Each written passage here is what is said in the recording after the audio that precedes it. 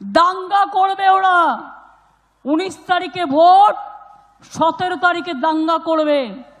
তোমাদের তো রাম কানে কানে বলে দিয়ে যায়নি তুমি দাঙ্গা করো। তোমাদের তো রাম কানে কানে বলে দিয়ে যায়নি তুমি দাঙ্গা করো। তোমাদের তো রাম কানে কানে বলে দিয়ে যায়নি তুমি দাঙ্গা করো। মমতা ব্যানার্জি বলেছিলেন দুয়ারে সরকার, এখন হয়েছে দুয়ারে দুষ্কৃতি। দুয়ারে দুর্নীতি তো ছিল, এখন দুয়ারে দুষ্কৃতি হয়েছে। এখন বোমায় এগিয়ে বাংলা, এখন বোমায় এগিয়ে বাংলা, এখন বোমায় এগিয়ে বাংলা। আমাদের রাজ্যে যাই হয়ে যাক না কেন, তৃণমূলের সেই সমস্ত চোরেদের আর লজ্জা হলো না। না মানে আপনারাই ভাবুন, বীরভূমের একটা সময়কার বাঘ অনুব্রত, যে কিনা দিনরাত বলতো খেলা হবে খেলা হবে, কিন্তু সে তো এখন বর্তমানে তিহার জেলে বসে খেলছে। কিন্তু তিহার জেলে বসেও অনুব্রত কিন্তু খেলে যাচ্ছে। এদের আর লজ্জা হলো না। লজ্জা নেই, আমাদের লজ্জা নেই। না চোর বললো তো চোর হোক, জাত ভালো। তো যাই হোক, কি বাঙালি সব ঠিকঠাক আছে তো নাকি? সব ঠিকঠাক থাকলে আসুন তৃণমূলের এই লোকসভা ভোটের আগে ধর্ম নিয়ে একটু চাটাচাটি দেখে আসি। না মানে ভোট আসলেই তো তৃণমূলের নেতা নেত্রীদের মুসলিমদের প্রতি একটু প্রেম প্রীতিটা বেশিই বেড়ে যায়। তাহলে আসুন দেখে নিই তৃণমূলের কোন নেতা নেত্রী কতটুকু প্রেম প্রীতি জমাতে পারলো। এই তো ঈদ মুবারক হয়ে গেল, রমজান মাসে ফল কিনেছেন কত কষ্ট করে। আমি তাও কিছু কিছু জায়গায় সুফল বাংলা পাঠিয়ে দিয়েছিলাম যাতে অন্তত কিছুটা সস্তায় পাওয়া যায়। আমি তাও কিছু কিছু জায়গায় সুফল বাংলা পাঠিয়ে দিয়েছিলাম যাতে অন্তত কিছুটা সস্তায় পাওয়া যায়। আমার কি মনে হয় জানেন তো, এই রমজান মাসে দিদি সুফল বাংলার পাশাপাশি দেবাংশুর মতো বাংলাদেরকেও পাঠিয়ে দিয়েছিল মুসলিমদের কাছে ঈদ মোবারক করতে। দেবাংশু এখানে সব ঠিকই করেছে, কিন্তু দেবাংশু ইফতার করতে যাওয়ার আগে দেবাংশুর দিদির চটিটাকে একবার প্রণাম করে যাওয়া উচিত ছিল, তাহলে হয়তো আর এত বড় ভুল হতো না। দেবাংশু এখানে টুপি পরেছে, সব ঠিকঠাকই আছে, কিন্তু দেবাংশু লুঙ্গি পরতে ভুলে গিয়েছিল। কয়েকদিন দেখছিলাম, পাগল কি ফুল পাগল জানি না, এই হাঁটু ফাটু সব বেরিয়ে আছে দেখছি, ইফতার পার্টিতে বসে আছে। দেখেছেন না? দেখেন তাহলে এই যে আমার ধর্মকে নিয়ে বারবার এই যে অপমান, এই যে অবজ্ঞা, এই যে নাটক, এই যে মা মুসলমানেরকে শুধু বোকা বানিয়ে তাদেরকে আমার দলে করব, এর জন্য যে ড্রামা, এইভাবে যে আমার ধর্মকে নিয়ে খেলা হবে, এইভাবে যে আমার ধর্মকে নিয়ে খেলা হবে, এর হায় হায়, এটা আমি কি শুনে ফেললাম? মনে হচ্ছে ভূতের মুখে হরিনাম শুনে ফেললাম। মানে যে টিএমসি শুধু মুসলিমদেরকে চাটাচাটি করেই এত বছর এ রাজ্যে টিকে আছে, এবার লোকসভা ভোটের আগেও তৃণমূলের নেতানেত্রীরা এত মুসলিমদেরকে চাটাচাটি করার চেষ্টা করছে, তবু আর কিছুতেই ক্ষীর গলছে না। এবার হয়তো মুসলিমরা তৃণমূলের সাথে ব্রেকআপ করেই দেবে। বসুন, এসব আমি জানি। মানে মুসলিমরাও এবার বুঝতে পেরে গিয়েছে যে এ রাজ্যের নায়ক আর খলনায়ক ওই পিসি আর ভাইপোই। আমাদের যে উৎসবগুলো আসে উনি মুসলিম সেজে যায়।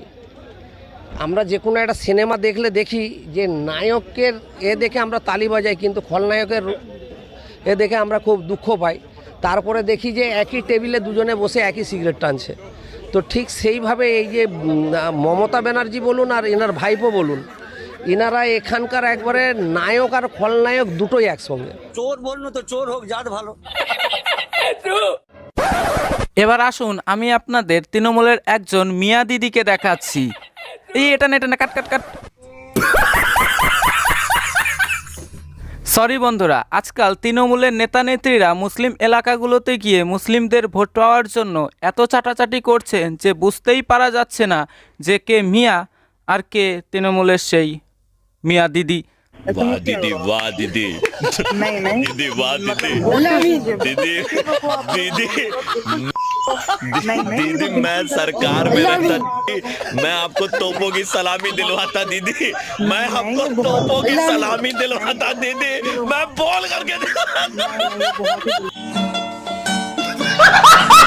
ইনি হচ্ছে তৃণমূলের প্রার্থী। আশা করি এনাকে দেখে আপনারাও প্রথম চিনতে পারেননি, কারণ আজকাল তৃণমূলের নেতানেত্রীরা, বিশেষ করে হিন্দু নেতানেত্রীরা এতটাই মুসলিম বেশ ধারণ করে মুসলিম এলাকাগুলোতে গিয়ে মুসলিমদের মতো সেজে ভোটের প্রচার করছেন যে তাদেরকে চেনাই যাচ্ছে না। তারা নাকি আবার বলেন তারা ধর্মের রাজনীতি করেন না। তাহলে তারা কিসের রাজনীতি করেন? যে যত বড় চোর তৃণমূল কংগ্রেসে সে তত বড় নেতা। দিদি এইটুকু রাজ্য নিয়ে মাতোয়ারা হয়ে বসে আছে, পাগলের মতন ছোটাছুটি করছে, পাগলের মতন ছোটাছুটি করছে, পা ভাঙছে, মাথা ভাঙছে, পা ভাঙছে, মাথা ভাঙছে, সবকিছু হয়ে যাচ্ছে। তারপরে পশ্চিমবাংলার জন্য লড়াই করছেন একটা আমাদের একটা ছোট্ট রাজ্যের জন্য। আর আমাদের বিজেপি সরকার একটা এত বড় দেশের একজন এত বড় মাথা, তারা আমাদের পশ্চিমবাংলার জন্য কি ভাবছেন আমাকে একটু বলবেন প্লিজ। कुछ समझ नहीं आया लेकिन अच्छा लगा। বন্ধুরা, কালকে সারা রাত আমি একটা কথা ভেবে দেখেছি, কি জানেন? যে আমাদের রাজ্যের মাননীয়া, আমাদের রাজ্যের দিদি বেছে বেছে অভিনেতা অভিনেত্রীদেরকেই রাজনীতিতে টেনে আনছেন কেন? কারণ কি তারা একটু অভিনয়টা ভালোই করতে পারেন। কারণ পঞ্চায়েতি ভোটের আগে এই তৃণমূলের প্রার্থী কিন্তু হিন্দুদেরকে পটানোর জন্য, হিন্দুদের ভোট পাওয়ার জন্য কি করেছিল জানেন? দেখুন।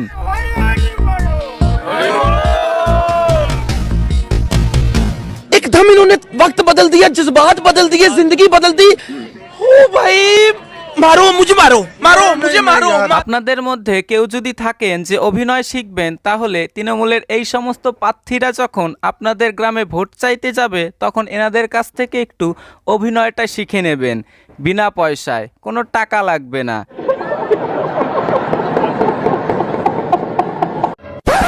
না মানে কখন, কোথায়, কিভাবে, কোন জায়গায় অভিনয় করতে হবে এনাদের থেকে কি আর ভালো কেউ জানে?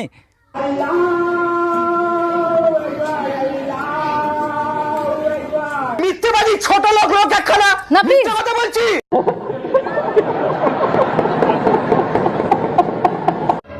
আর যাই হোক, একটা সময় আমি তৃণমূলের এমন একজন নেতা রয়েছে তাকে ভাবলাম যে তৃণমূলের সব নেতারা বদলি হয়ে গেলেও, তৃণমূলের সব নেতা নেত্রীরা বদলে গেলেও তৃণমূলের এমন একজন নেতা রয়েছে তিনি হয়তো বদলাবেন না। কিন্তু হঠাৎই একদিন আমি ঘুম থেকে উঠে দেখি, ওমা এ কি! দেখে তো আমি পুরো অবাক। আমি কেন, পুরো রাজ্যের লোকই হয়তো অবাক হয়ে গিয়েছিল।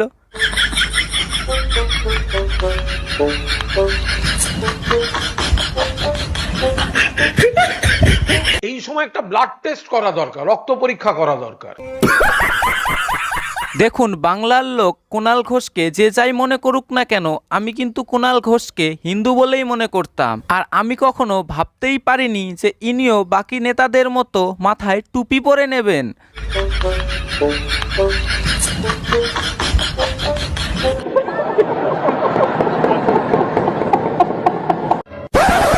এবার তাহলে বুঝতে পেলাম আমাদের রাজ্যের মাননীয়া একটি সভায় দাঁড়িয়ে বলেছিলেন বিজেপি তাকে কেন বলে মমতাজ বেগম।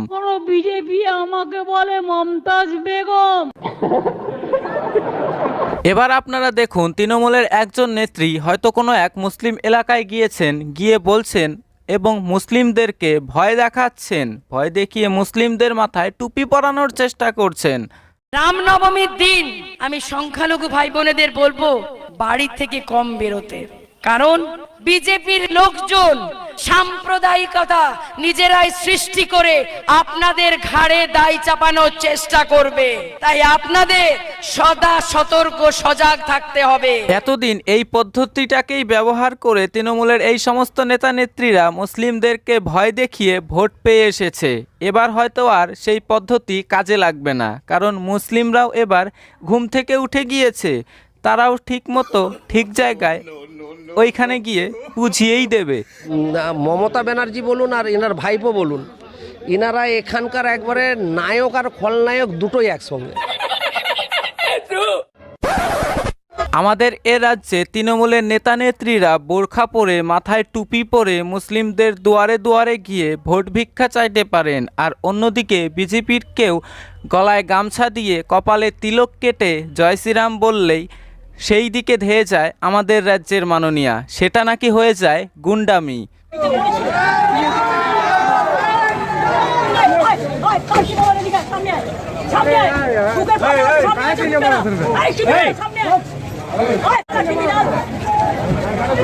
আমাদের রাজ্যের মাননীয়া জয় শ্রীরাম শুনলে ধেয়ে যান ঠিকই, কিন্তু তিনি আমাদের রাজ্যের লোকেদেরকে খুবই ভালোবাসেন। এ কারণে তিনি রাজ্যের লোককে ভালো রাখার জন্য একজনের কাছে এইসব কথাও বলেন। আল্লাহ তাআলা সকলকে ভালো রাখো, আল্লাহ লা ইলাহা ইল্লাল্লাহ মুহাম্মদ রাসূলুল্লাহ, সকলকে ভালো রেখো আল্লাহ। हिपोक्रेसी की भी सीमा होती है। তো যাই হোক বন্ধুরা, আজকের ভিডিওতে তো দেখতেই পেলেন কে কিভাবে কাদের মাথায় টুপি পরাচ্ছে। তো এই নিয়ে আপনাদের কি মতামত তা অবশ্যই কমেন্ট করে জানাতে ভুলবেন না, এবং চ্যানেলে নতুন হয়ে থাকলে চ্যানেলটি অবশ্যই সাবস্ক্রাইব করতে ভুলবেন না। যাই হোক, সকলেই ভালো থাকবেন, দেখা হচ্ছে পরের ভিডিওতে।